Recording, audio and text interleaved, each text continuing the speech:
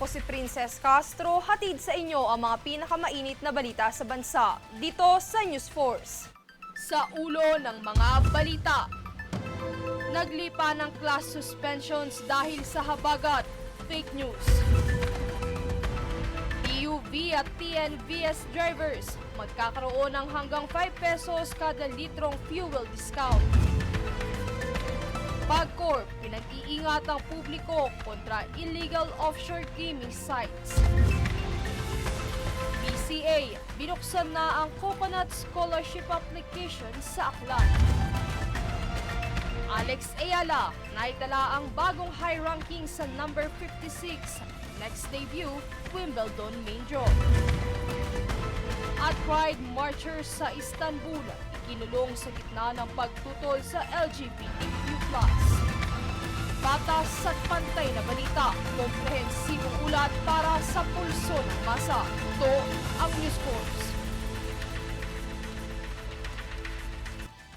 Good news po sa mga driver dahil inanunsyo ng Department of Energy ang benepisyong hanggang 5 piso kada litrong diskwento sa langis para sa mga public utility vehicles at transport network vehicle service drivers.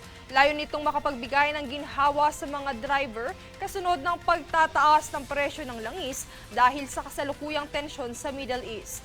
Epektibo ang nasabing discount sa unang araw ng Hulyo. Samantala, idineklara ng Malacanang ang araw ng July 15 bilang special non-working holiday sa Cordillera kasabay sa kanilang 38th founding anniversary. Inisyu ni Executive Secretary Lucas Bersamin ang Proclamation No. 939 alinsunod sa direktiba ni Pangulong Ferdinand Marcos Jr. Anya, nararapat mabigyan ng oportunidad ang mga taga-Cordillera na magsaya sa importanteng okasyon ng kanilang rehiyon. Mahigpit naman na nagbabala ang Department of Health laban sa umano'y gumagamit ng mercury kontra kulam o barang. Paalala ng DOH na ang mercury ay may dulot na panganib sa katawan, maging ito man ay sa paghawak, paglanghap at lalo na po sa pag-inom. Ang mercury ay nakalalasong kemikal na maaaring magdulot ng malubhang epekto sa utak, ugat, kidney o bato at iba pang organ sa katawan. Babala sa publiko, mag-ingat po tayo sa mga pekeng anunsyo na nagsasabing suspendido umano ang klase dahil sa umuiral na habagat sa bansa. Nagkalat kasi sa social media platforms ang kaliwat ka ng no classes announcement kahit wala namang opisyal na rekomendasyon ng Pag-asa, DepEd at LGUs. May mga pekeng anunsyo rin ng suspendidong klase, ngunit ididirekta ang sinumang pumindot ng link sa mga online shopping platform.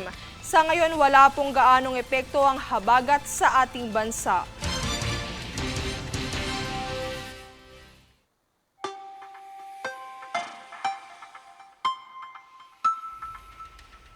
Para sa lagay ng panahon, isang low pressure area ang namataan sa silangang bahagi ng Central Luzon.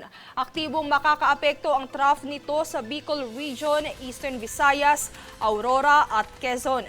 Samantala, habagat naman ang magdadala ng bahagyang sama ng panahon sa Metro Manila, Mindanao, Mimaropa, natitirang bahagi ng Central Luzon, Calabarzon at Visayas. Susunod sa News Force. Former PBA Chair Patrick Gregorio itinalaga bilang bagong PSC Chief.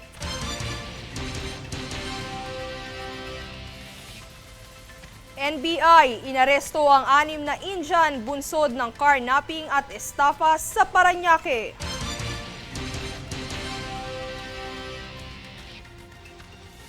PCG, na-recover ang 166.6 million pesos ng shabu na natagpuan ng mangingisda sa Batanes.